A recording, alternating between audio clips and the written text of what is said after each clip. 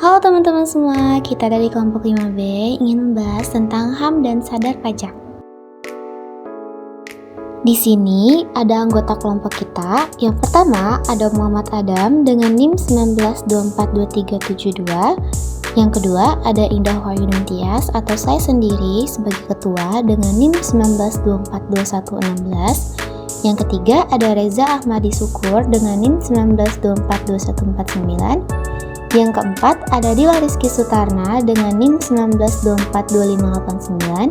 Dan yang terakhir ada Hilda Tiara Fauzia dengan NIM 19242111. Baik, sebelum itu saya akan menjelaskan tentang apa itu HAM. HAM atau hak asasi manusia adalah hak-hak dasar yang melekat pada setiap individu sebagai manusia dan bersifat universal, tidak dapat dicabut dan dihormati serta dilindungi.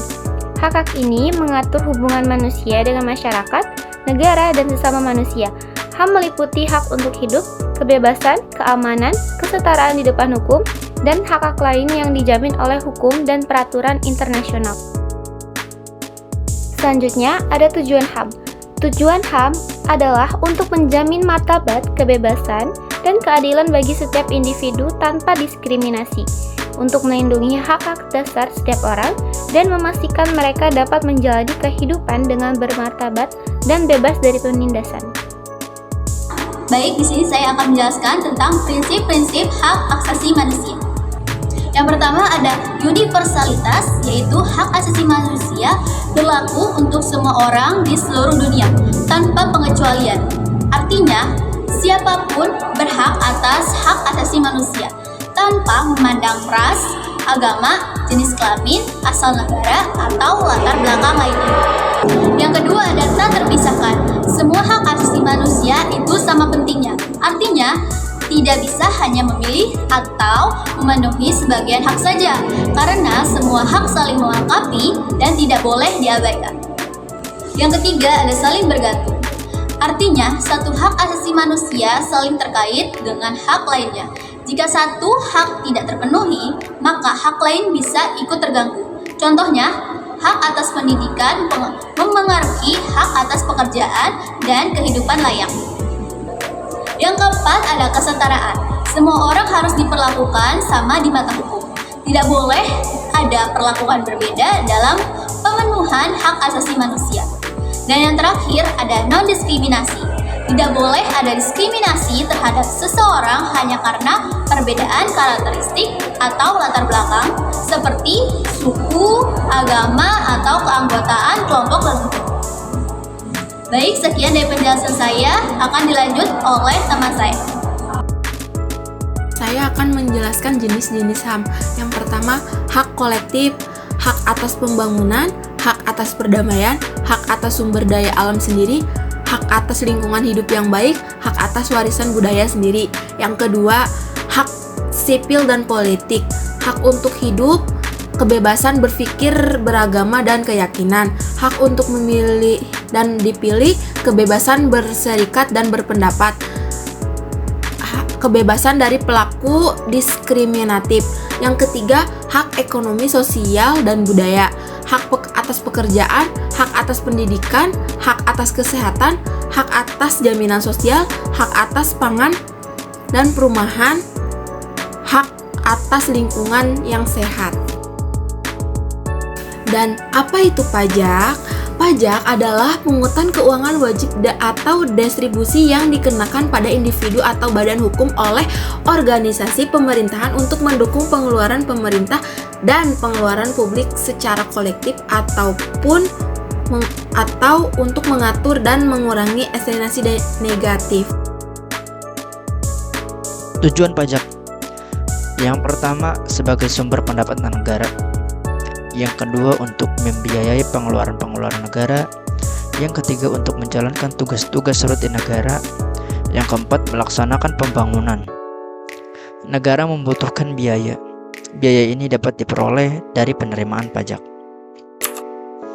Lalu selanjutnya ada fungsi pajak, di mana fungsi-fungsinya diantaranya yang pertama adalah fungsi anggaran atau budgeter, yaitu sebagai sumber pendapatan negara.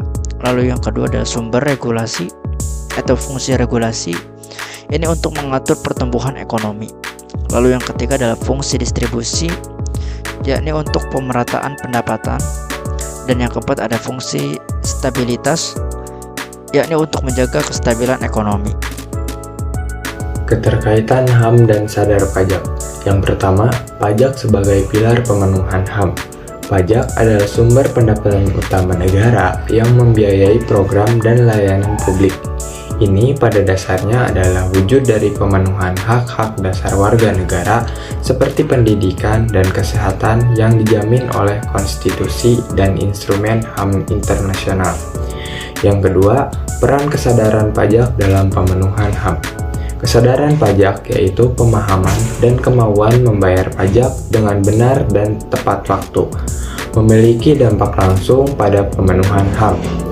Semakin tinggi kesadaran pajak, semakin besar kemampuan negara menyediakan layanan publik dan memenuhi hak-hak warga negara.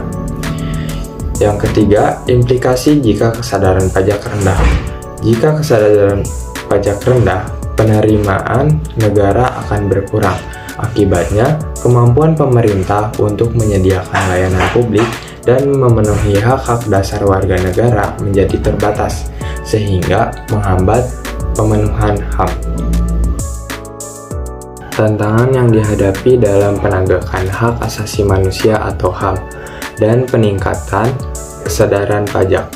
Untuk penegakan HAM, tantangannya meliputi lemahnya penegakan hukum, impunitas, korupsi, nepotisme, sulitnya akses keadilan, ketidakstabilan politik, konflik, diskriminasi, prasangka sosial, serta rendahnya pendidikan dan kesadaran HAM.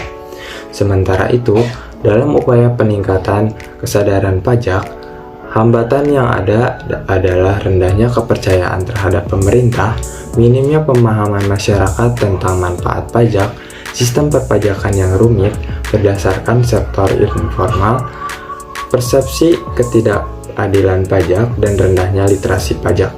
Kedua set tantangan ini yang sebagian dapat saling mempengaruhi, menunjukkan kompleksitas isu yang perlu diatasi untuk mewujudkan masyarakat yang adil dan patuh.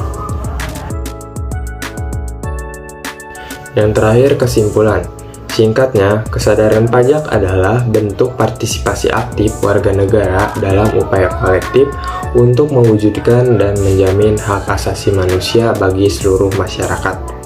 Tanpa kontribusi pajak, pemenuhan HAM akan terhambat.